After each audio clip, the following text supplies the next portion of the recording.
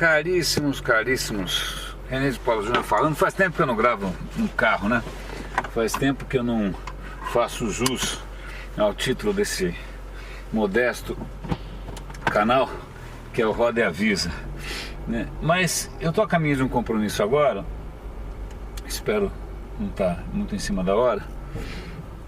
Mas a pauta de hoje é uma questão que eu tô fazendo para mim mesmo.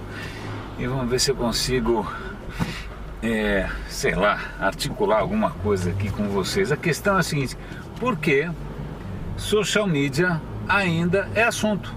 Ponto. Por que social media ainda é assunto? Absolutamente intrigante isso para mim. E eu vou colocar algumas hipóteses aqui.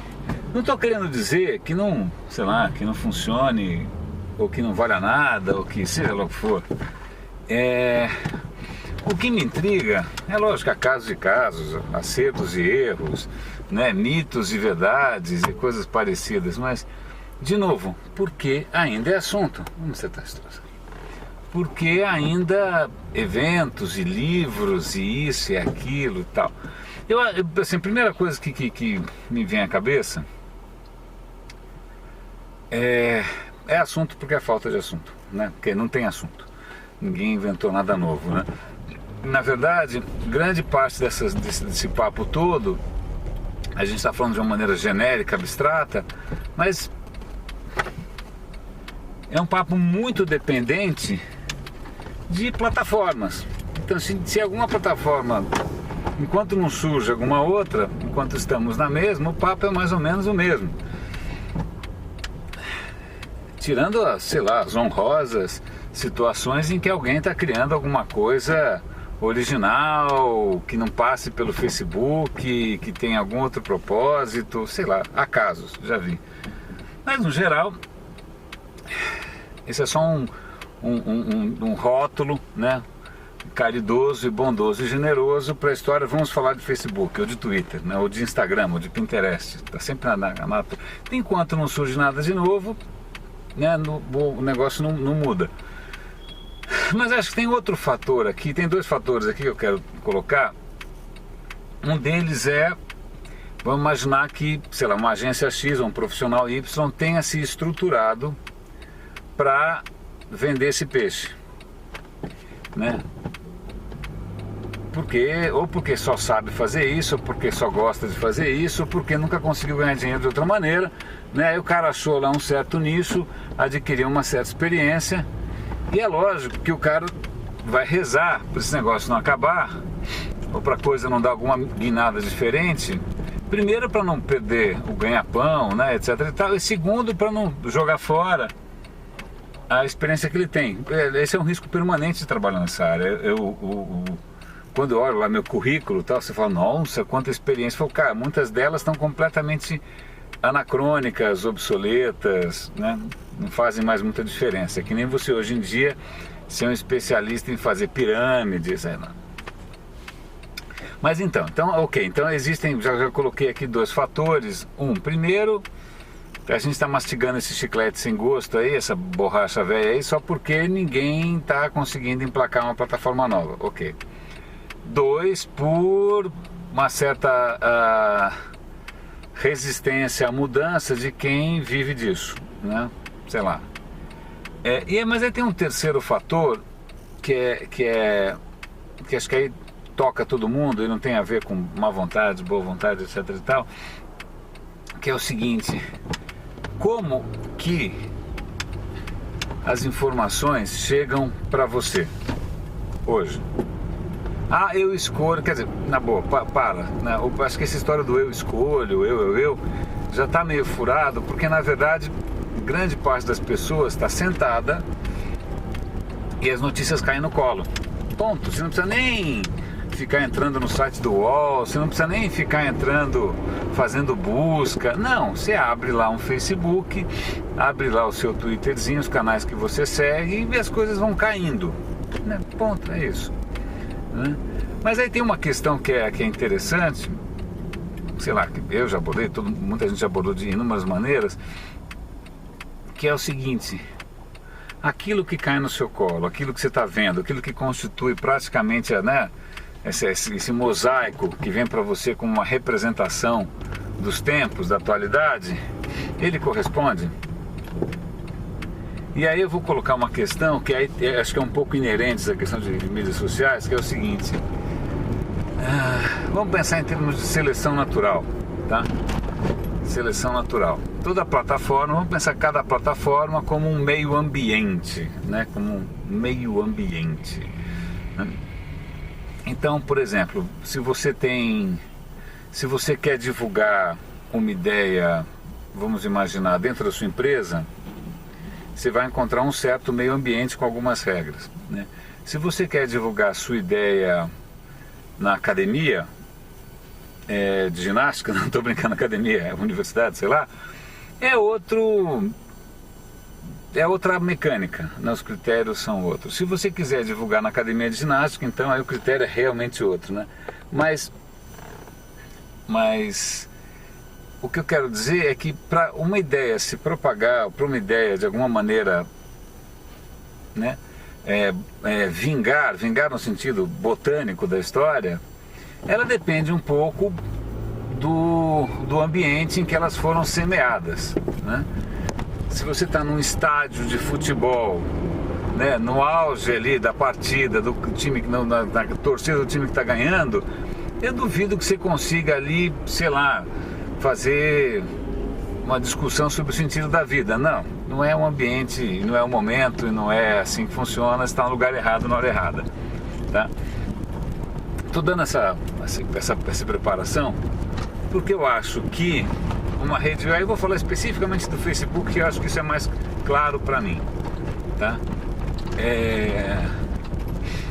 Até por contraste, porque o Twitter, eu sigo alguns canais no Twitter, quando eu entro lá eu vejo tudo o que os meus canais publicaram.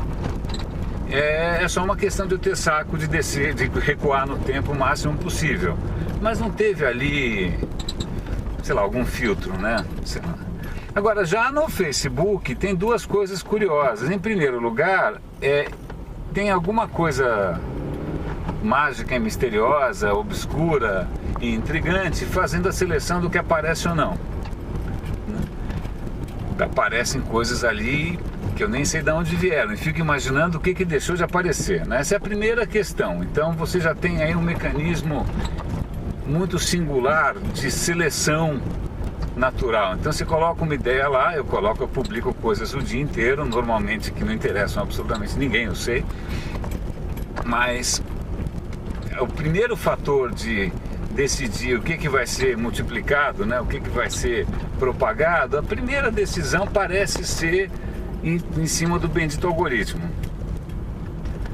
E se esse algoritmo tiver, que muito provavelmente tem, como regra, aquilo que é mais interessante para o Facebook, ou seja, coisas que vão gerar mais page views, coisas que vão gerar mais, entre aspas, engajamento, ou seja lá qual for o jargão para isso, né? Então, vamos imaginar que tem lá duas notícias, dois posts lá. Eu coloquei um post criticando o mercado de social media, ok. Aí alguém colocou uma foto de um gatinho, ou uma foto de uma repórter com o olho roxo, ou uma foto de alguém de biquíni, ou uma sátira. Alguns tipos de notícia, ou de conteúdo, vamos chamar assim, são por natureza mais instantâneos, né? Eles por natureza eles são mais compartilháveis, por natureza não dele, mas que das pessoas, né? Se esse meio ambiente do Facebook estiver favorecendo aquelas coisas que já são favorecidas, né, pelo nosso comportamento bate-pronto, né, o nosso comportamento mais instintivo, intuitivo, ele vai favorecer ainda mais a propagação de um certo tipo de conteúdo. Que conteúdo é esse? Provavelmente aqueles que não exigem muita reflexão, provavelmente aqueles que agradam o senso comum, não muito diferente, na verdade, da questão das coisas que dão maior ibope. Mas não deixa de ser uma versão curiosa de Ibope, né? São aquelas coisas que vão dar mais audiência para o Facebook. E aí, o complicado dessa história, pelo menos para mim, são duas coisas. Primeiro, eu acho que o microfone está batendo ali no negócio. Vocês devem estar ouvindo um barulhão a cada vez que eu passo um buraco. Mas essa é. A segunda coisa é que aquilo que chega para você como, entre aspas, realidade, ou que está acontecendo, né? Ou como uma fotografia do momento, ela pode estar sendo filtrada não aleatoriamente, não por algum, mas simplesmente em função das coisas que são mais viralizáveis, as coisas que geram mais likes, as coisas que, sei lá, que beneficiam, na verdade, a própria lógica da plataforma, tá? E aí, o que acontece? O que a gente está deixando de ver? O que a gente está deixando de discutir? O que a gente está deixando de pensar? Né? Quais problemas a gente está deixando de encarar? Quais novidades absolutamente transformadoras estão ficando abaixo da linha do radar, né? Quantas pessoas estão simplesmente desistindo de se expressar porque não conseguem atravessar essa camada de espuma cor-de-rosa com pôneis saltitantes e como é que chama? Unicórnios dourados, né? Unicórnios cor-de-rosa. Não sei, será que é por isso que a gente só fala de social media? Será porque a coisa se auto-reforça, né? Esse é um exponencial que é o exponencial não necessariamente bom, né? É o círculo vicioso, e, infelizmente um pouco viciante. Então, fica aqui a questão, será que a gente continua falando de social media porque a gente continua falando de social media? Será que a gente vai estar condenado a comer bola em proporções nacionais e continentais, simplesmente porque, sei lá, o tempo está passando e a gente continua girando em falso em torno de algumas questões que já deram o que tinha que dar, estão dando só audiência, né? Que temas que a gente deixou de falar nesse meio tempo? Que temas? Bom, eu sei por mim mesmo, mas também nem esperava nada diferente. Eu continuo tendo praticamente os mesmos números de visualizações aqui ou em qualquer canal meu de todos os tempos. As redes sociais não fizeram tanta diferença assim. Talvez por isso, porque acho que eu não sou viral, né? É engraçado, agora o critério não é se alguma coisa é verdadeira, correta, criativa ou não, é simplesmente se ela viraliza, uma seleção natural em favor, eu acho, da não evolução. Gozado, né? Ou não. Bom, René de Paula Júnior falando, vou aproveitar esse farol aqui. Grande abraço, roda e avisa.